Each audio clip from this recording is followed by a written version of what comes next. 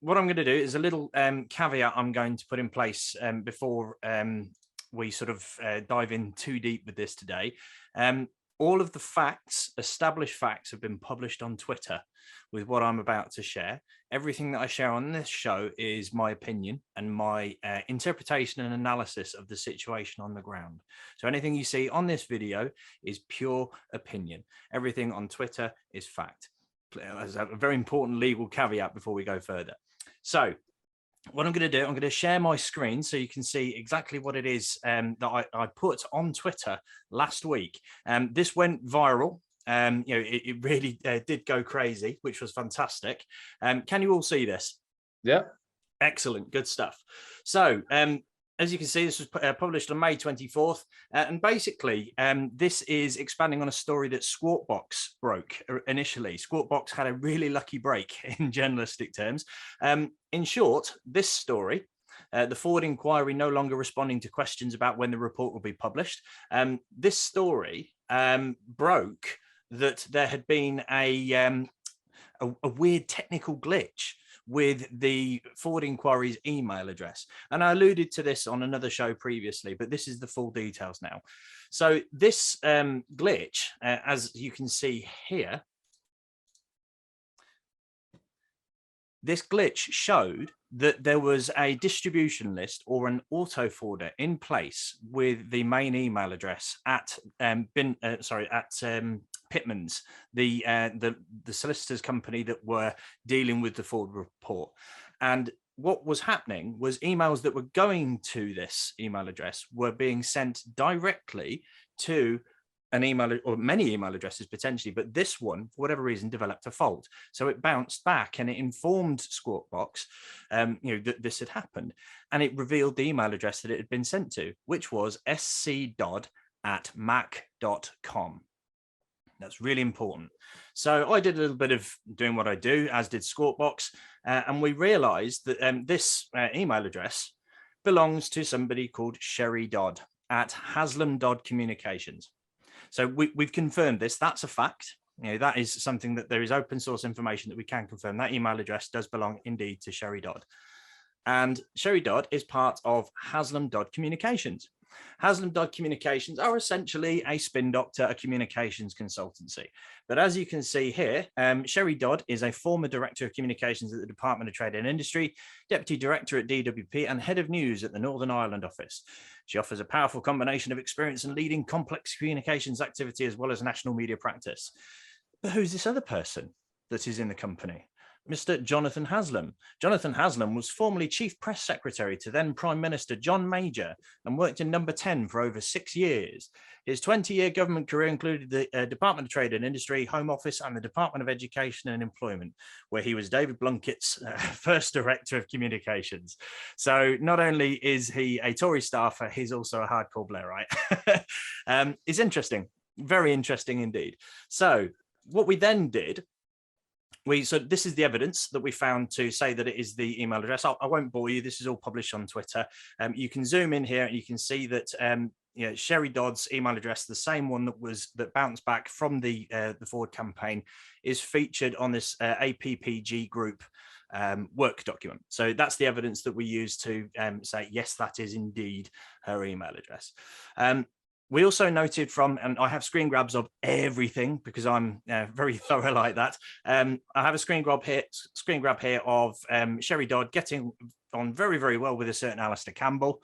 And it is also very clear from the next piece that they have known each other for some time. There is a feature here in Alistair Campbell's book talking about Sherry Dodd, and this is back from the early noughties, back in the Blairite government. So they've known each other for a very long time. So next, we also found that, according to this tweet, and this is one from Sherry Dodd herself, she's done some work for Dodd's Group. Dodd's Group is a company that is owned by Merit Group, which is owned by a certain Lord Michael Ashcroft. And we all know all about Mr. Ashcroft, don't we? So we can see the people that this consultancy, that these people are associated with. Now, this was very important. The Haslam Dodd consultancy and the people behind it were associated with the academisation of a school in the east of England that that was very controversial. It was essentially a handover of public assets to a private organization. It raised a lot of eyebrows, and they were the lead people in terms of selling it to the local community, creating communications, press releases, all that sort of stuff around it. You can also see here, Ms. Dodd appears to have had some fun times with none other than Mr. Peter Mandelson at the London School of Economics event featured here and elsewhere. So these are facts.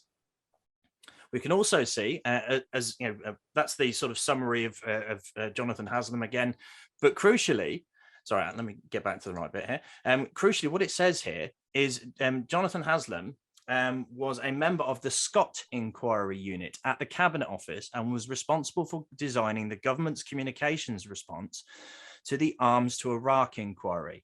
And that Scott report that came out of this, which is featured just here, is very, very interesting. If you haven't read about the Scott report yet, I suggest you do it. You can find it on Wikipedia and it will give you lots of information.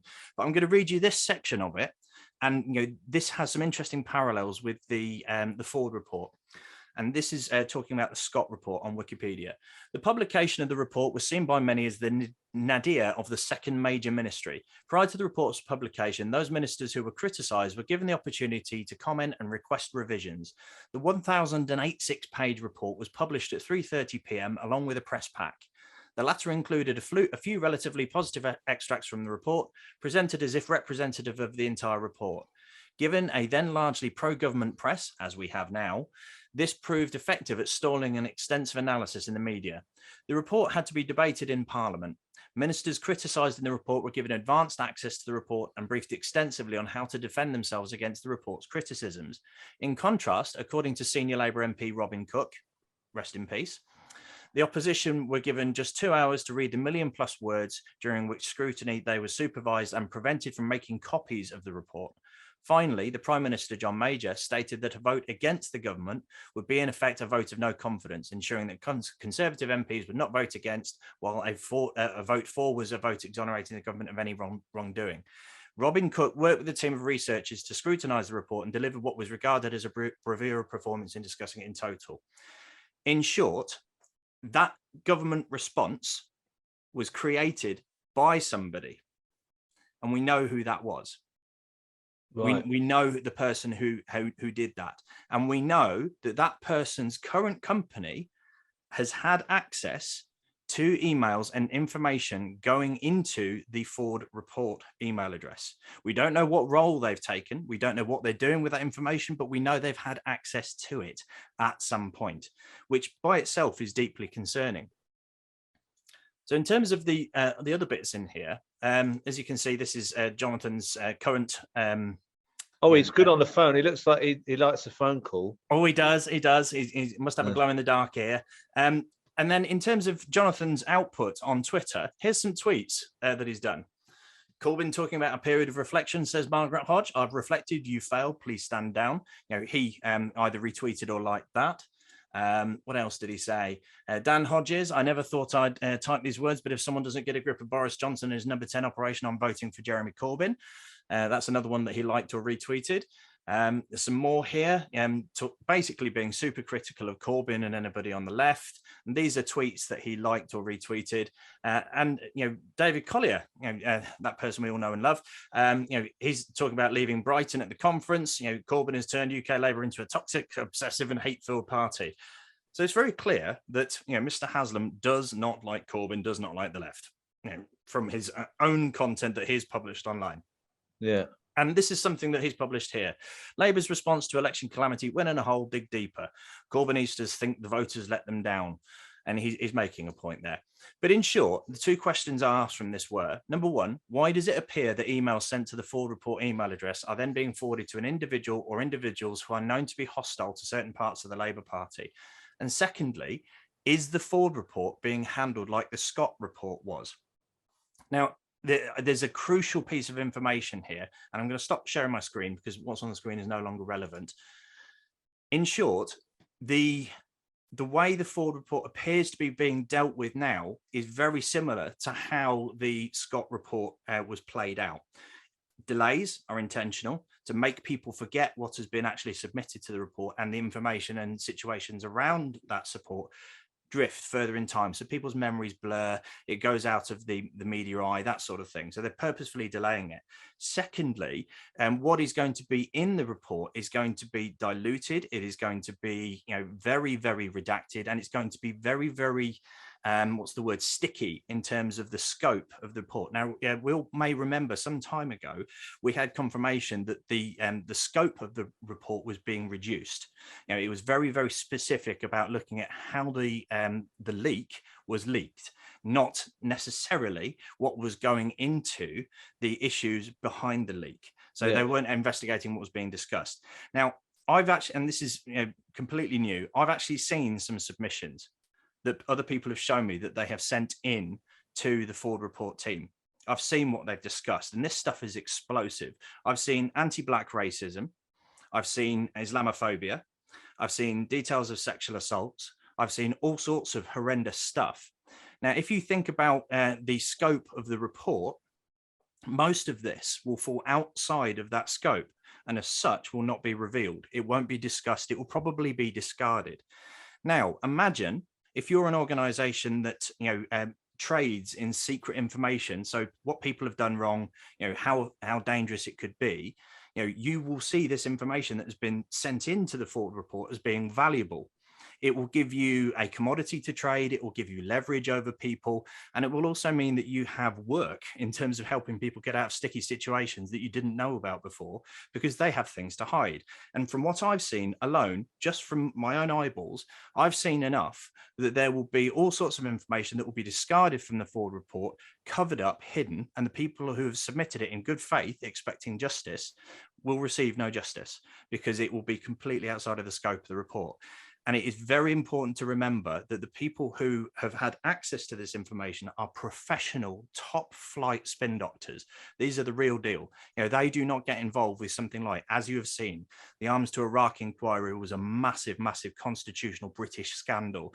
And these are the people that dealt with it. So we know we're dealing with very serious people doing very serious work.